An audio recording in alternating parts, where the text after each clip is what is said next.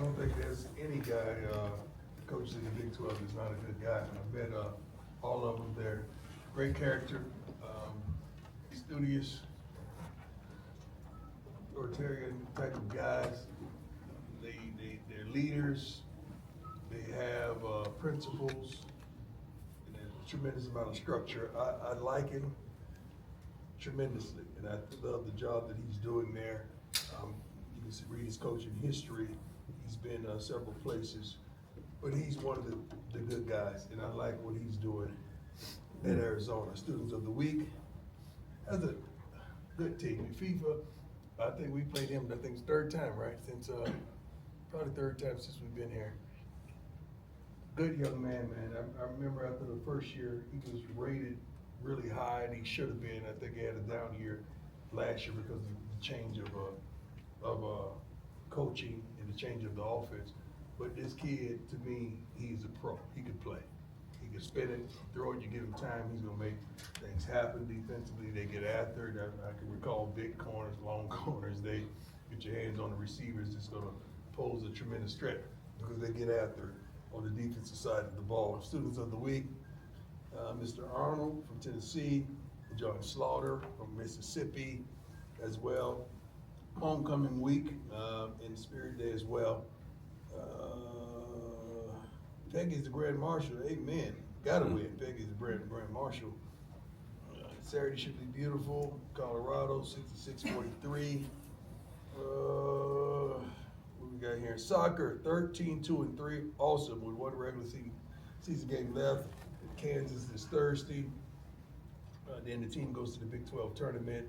Volleyball is 18-3, which is unbelievable. Best record through 21 matches in CU history. Hats off to the volleyball team. Cross country is at the Big 12 championship this week. Friday in Lawrence, Kansas. The men's team is ranked number 5 in the darn country. Women's team 16. God bless them. Hats off to all three of those sports. Let me start by addressing some stupidity that happened a week ago. That someone tried to make a big deal out of Coach Sapp knocking over the darn pylon. That's our little thing. He knocks him down, I pick him up. That's what defensive linemen do, right? You knock him down, the defensive backs pick him off. So that's our little thing. So that's what we do. Stop trying to make something out of nothing. And the little situation that you caught me yelling on the sideline, I wasn't yelling at Coach about a call. I was yelling about personnel. Okay, I just want to make it clear. So I was talking about personnel, not the call he made. I respect the calls that Coach makes. I think he's one of the best guys in the business. We just got to put us in better situations and do more. The guys have to execute. But I yell on the sidelines all the time. You know, sometimes I yell positivity. I'm not yelling negativity. Sometimes I get disturbed, upset, but I'm not yelling at the coach. I'm yelling about something else. So that's what that was. I got the utmost respect for Coach Livingston. Rob has done a great job since he's been here, and I respect he and his family. But we got to do better all the way around. Let's go. Thank you. Go ahead. I'm Coach Trajan. Great. Yahoo Sports. After Utah, how do you approach practice this week to yield the answers you want this Saturday? First and foremost, last week was a tremendous surprise because of the great practices that we had. Hats off to the young men as well as the staff because we teach our young men to put things behind them, especially plays, and go to the next play. Now you got to put a whole game behind you and go to the next opportunity, and that's practice. And oftentimes you practice a certain way and you play that same way. These young men have responded tremendously, and I'm proud of them that they're putting it aside and saying, you know what, we're better than this. We got to focus, we got to lock in.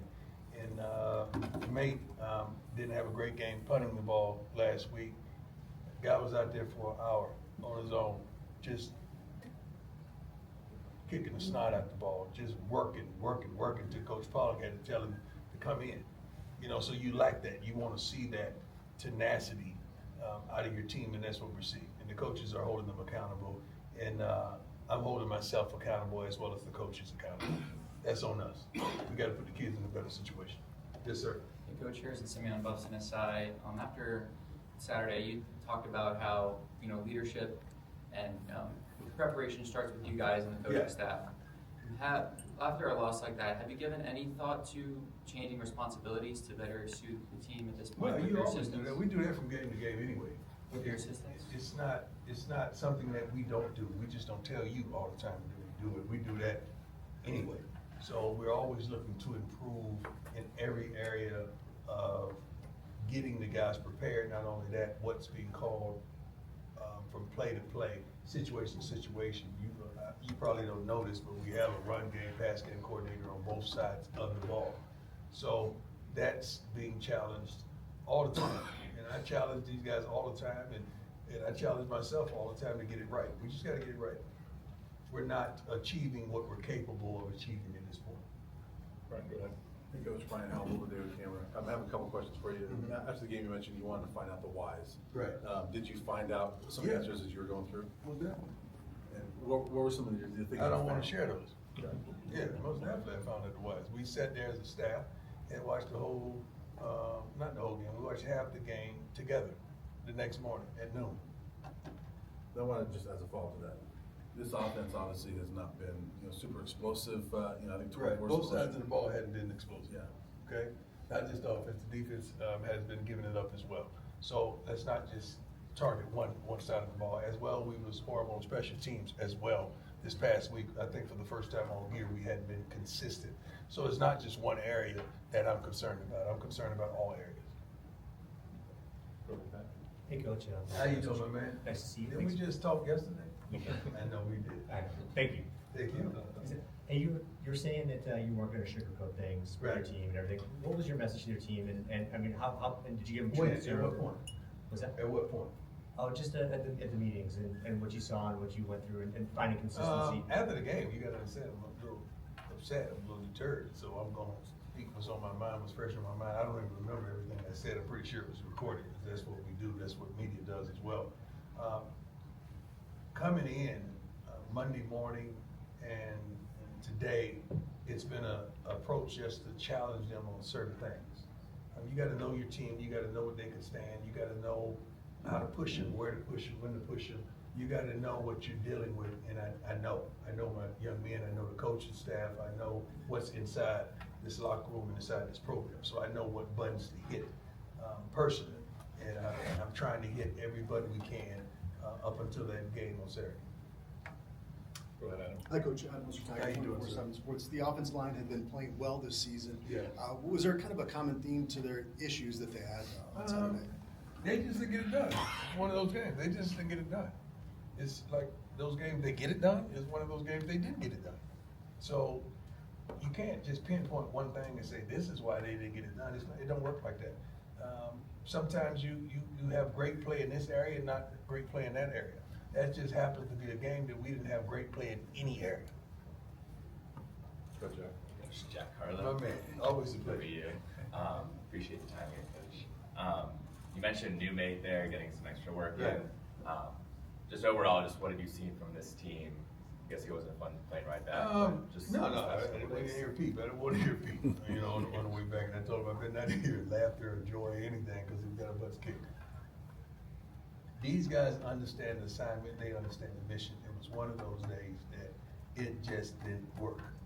You got your butt kicked. Don't sugarcoat it. Don't placate it. It is what it is. Now guess what? Let's flush the darn toilet and let's move on. And that's what we've done. We flushed the toilet and moved on. Because going back from our state and what we just did, that's two different teams. That's two different teams up with us, not them. Forget the opponent. I'm talking about that's two different things that you saw. Now we got to get back to that former team and then improve on that. And we're very much capable. John, go ahead. John Freaks, 9 News. How you doing, John? Coach, as someone who's competed and fought for everything in your life, Right. do you find it especially challenging to reach a team that may not be wired that way? I'm not gonna say they're not wired that way. You just gotta ignite them in certain ways. Not only the young men, the coaches. See, you guys think you're only coaching young men. You're coaching coaches as well, and you got to get them on that same frequency as well to want it all, and don't settle I'm not a settler, man. I don't settle. Like, you know, when I went for contracts, when I played, I wanted what I wanted. I'm not coming back down to settle in the middle. No, if I ask you for that, that's what I want. So, because I'm gonna work my butt off and prove that I'm capable and I'm worth that. So, we want that same mentality in that locker room. Do we have everyone in there on that page? No, I don't think anyone does. But we're working towards that. That was a tremendous bump in the road, and we're trying to put that behind us, and let's move on, let's go. Because I know we're capable. Around the schools from Ralph, your report, after the game, you said you told the team and you told the media the cat's out of the bag. Right. You gave away the blueprint. Is that something that you feel that your guys have really taken to heart, and how Yeah. challenging is it to kind of go and make adjustments to Well, fix the issue? let me tell you what I was talking about. I was talking about the blitz. Okay, if you recollect the game, you hit a couple big plays early on that we had. They stopped the blitz. Cause you had guys right there, we just gotta hit them. We just gotta get the ball to them, we just gotta protect, we gotta do some things that we're capable of doing to stop the onslaught. And they stopped it. I know darn well we blitzing and they hit us and bleed us down the seam for a touchdown or explosion, you're gonna stop that. Now you gotta blitz in certain occasions, not every occasion. So we understand football, we welcome that, it's not like it was broken. We had an answer, we just didn't get to it. We just didn't do what needed to be done on those particular plays. No excuses for that. Scott, go ahead. Coach, how you doing? Great. Scott Proctor at DMVR. You guys have had 3 road games now, and I think each of them haven't gone up to your expectation, kind of your standard. Right. Why do you think that is? Have you kind of noticed a different team on the road versus at home this year? I think it's a different team that night. Yeah. Oh, you think that is? I don't think the road has nothing to do with it. I think it's night. That's what I think, and we gotta fix that. We gotta figure out ways around that. But let me tell you something, man. The plays that are to be made, we're not making the plays, and we gotta hold everybody in that locker room, including myself, accountable for not making the plays. You see them. They're there to be made. We gotta make them. We gotta do much better, and that starts with practice. It starts with the mentality. That starts with the hunger and the thirst to be great at something or to defeat your opponent. Every week we talk about one-on-one matchups, who's gonna beat their opponent. Okay, it's one thing that you dominate your opponent, but as a team, are we collectively beating our opponents? If you winning your one-on-one, he's winning his one-on-one, but we got 8 other guys, 9 other guys get their butts kicked, it don't make sense. We gotta collectively do what needs to be done to come out victorious. Appreciate it. We better than that. Go ahead, Tyler. Hey, Coach Charlie Kingman. How you doing, sir? I'm doing well, thank you. I was just curious, you mentioned after the game the other day that you were surprised because of how good a week of practice you guys had. I remember players saying after the Iowa State game similarly that was the best week of practice you guys had to that point, and it kind of translated to Saturday. What was different about this week that it didn't translate the practices over to the game day? Second play of the game, which went for a touchdown. Then you get the ball on offense and you 3 it out. And then go again, it's touchdown, then you get the ball on offense and you 3 it out. Like that kind of stuff, that's, you gotta have the strength to stand up to that and to bounce back and to fight back and say, no, we got this. Even if we don't have success on this down, on this play, we got this. We got another opportunity when we get back out there. You gotta have that mentality that no matter what happens, we're gonna be all right. And we can't break. We can bend, but we can't break. Unfortunately, we broke. Go ahead. Hey Coach, Shane Holcomb, Scobo Sports. I just want to get your comments on, recently we've seen a theme across the college ball landscape where, teams are moving on from their coaches faster than ever. Yeah, Do you think that, these schools and fan bases have lost the sense of patience in the process of doing something? There's no one patience in this world. How do we exude patience when we could call up right now and get a pizza delivered right here? That you could call and get a ride waiting outside for you. Everything is expeditious in this country. Everyone wants the quick fix, the quick things. You got mail order brides too, right? You get married right away. You can get a BBL. You can come in here flat as I don't know what, and leave thick as a snicker. So this is a different country that we live in, man. Ain't nobody got no patience no more. I understand that, and I don't either. I don't have patience as well. I want things done right now because I'm used to getting up there working, putting in the work, and you want the results from the work you put in. It don't oftentimes work like that. That's a great question. I appreciate that. Go ahead, Matt. Hey, Coach. How you doing? Just a simple question. I've heard you say this a bunch of times, holding myself accountable. Yeah. How does one hold oneself accountable? You check everything in the house. You start off with yourself to make sure you're putting in the time and the necessary efforts that you need to, and the knowledge of the game that you can extend to the staff as well as the players. You just checking yourself. Now you go down and you checking all the coaches to make sure what's being taught is the right thing, it's the right way, and they're checking the efforts of the young men, and we're watching enough film to make sure we're doing the right thing, we're calling the right thing, we put them in the proper situations. Then you go down and check the young men, make sure they're doing their jobs and they want this, that we choose the right men. Do we have the right collection of young men in that locker room? It's a whole lot of checks and balances going on. But you start at the top with yourself. When you look in the mirror, I gotta be satisfied with what I'm giving to this university as well as this team, because they've done a wonderful job of blessing me. So I feel the worst. I haven't been home yet. I've been here every night since. I haven't been home yet. So that's how much I care. That's how much I love it. That's how much I embody this university, the school, what they've done for us, the fan base. They come and sell out during every game that we earn. There's not a seat left. I think it was homecoming, so right, we got any seats left? Couple seats left. Hopefully it sells out again, and they have an expectation, which we've created.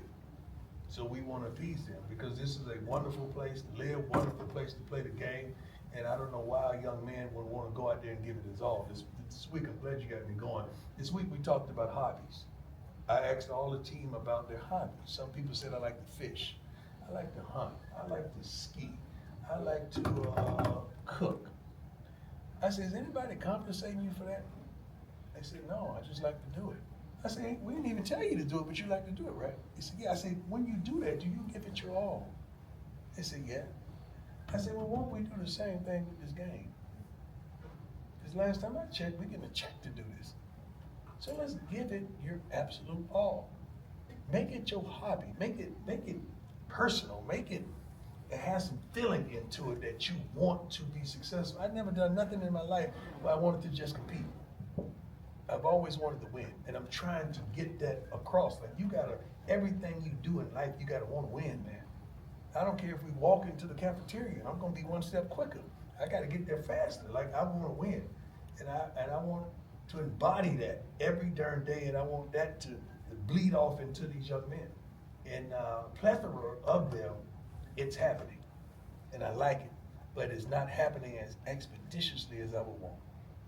So you talked about, that's part of it, right? Players and staff. Right. When you go to a staff member after a tough game like that, what are you looking for in them that will show you that they understand what happened? Okay. I'm not looking for it. Everybody know them. They wouldn't be here if I didn't know them. I'm just looking for the truth. Let's talk about it. What happened? Okay. Why win that call? Whose fault is that? That's how it goes down. Okay. Thank you, sir. Thank you. Brady, last one, go ahead. Coach Brady King, Denver 7. You mentioned not really having patience. Would you say there is a sense of urgency for the team to flip the script? There's a sense of urgency every day. I don't give a darn what the record is. There's a sense of urgency. There's a sense of urgency at this point last year as well. So, yeah, we want to win every game. We want to win every play. We want to win every down. Like, we want to win. We're not going out there and say, hey, let's just kick it today. Let's just get out of the bunch. Kick. That's what we want to do. No, that's not the way I move. That's not the way I get down. I've never been that way in my life. Therefore, the goal is not only to win, to dominate. That's the goal. Sometimes you don't reach that. I'm not comfortable with that sometimes, whatsoever. We're better than that. We're better than this. We really are. There's no way we can play like that. The last time you saw us play at home, we go play like that. That don't add up. So don't say we weren't prepared. We were prepared. We just got a bus kick. Thank you, Coach. Thank you. God bless you. You're new. I haven't seen you before. You like I connect with faces. You got my horses, man? No, you don't. Y'all can stand away. I don't have any horses. I got names. I got names and numbers. You got names and numbers. That's all I need, my man. We get some horses. There we go. I love it.